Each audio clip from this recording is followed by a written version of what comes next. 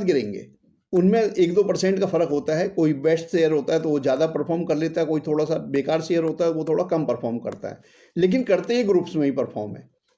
तो दोस्तों सुबह जैसे आप 9:30 बजे मार्केट में बैठे, मार्केट में बैठने के बाद आपने ऑब्ज़र्व करा कि हर सेक्टर को ऑब्ज़र्व करो कि किस सेक्टर में कौन-सा शेयर काफ़ी तेज़ी से ऊपर जा रहा है। अब आपने गैप डाउन और गैप अप का कोई मतलब नहीं है। आप चेक करो उसे 10 बजे चेक करा कि सभी सेक्टर्स का एक-एक शेयर देख लिए कि किस सेक्टर में शेयर्स ऊपर जा रहे हैं।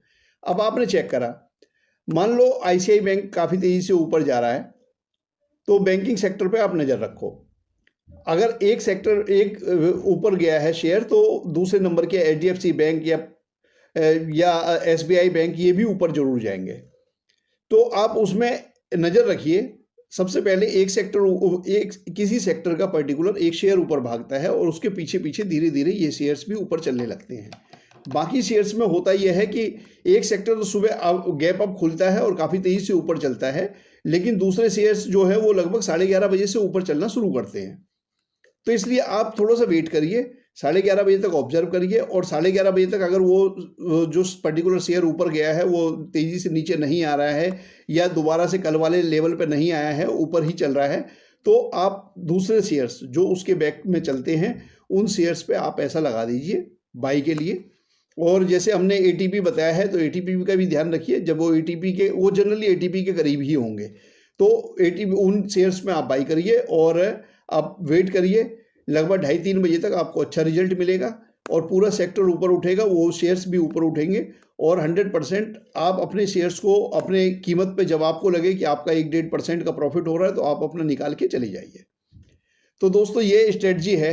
होता ये है कि पता सभी को है, लेकिन ये इसके बारे में बहुत कम लोग जानते हैं और ग्रुप में परफॉर्म जरूर करते हैं शेयर्स हमेशा ग्रुप्स में ही परफॉर्म करते हैं। तो आप 4-5 सेक्टर सोच लीजिए कि किस किस सेक्टर में आपने देखना है और आप अपने हिसाब से देख लीजिए कि कोई सेक्टर ऐसा भी होगा जो डाउन जा रहा होगा, उसका टॉप शेयर्स अगर डाउन जा रहा है तो आप वेट करिए। बस एक चीज़ का ध्यान रखिए कि जो सेक्टर ऊपर तेज़ी से जा रहा है, सेक्टर का शेयर या तेज़ी से नीचे जा रहा है, उसके बारे में कोई न्यूज़ ना हो। कहीं ऐसा ना हो कि वो न्यूज़ की वजह से ऊपर नीचे जा रहा हो तेज़ी से और आप उसमें परचेज कर लें और आप फंस जाएं, बाकी मतलब दूसरे शेयर्स उतनी तेज़ी से ऊपर ना जाएं, आप फंस जाएं। तो इस वजह से आप ये ज़रूर चेक कर लीजिएगा कि उस शेयर के बारे में कोई न्यूज़ तो नहीं है मार्केट में।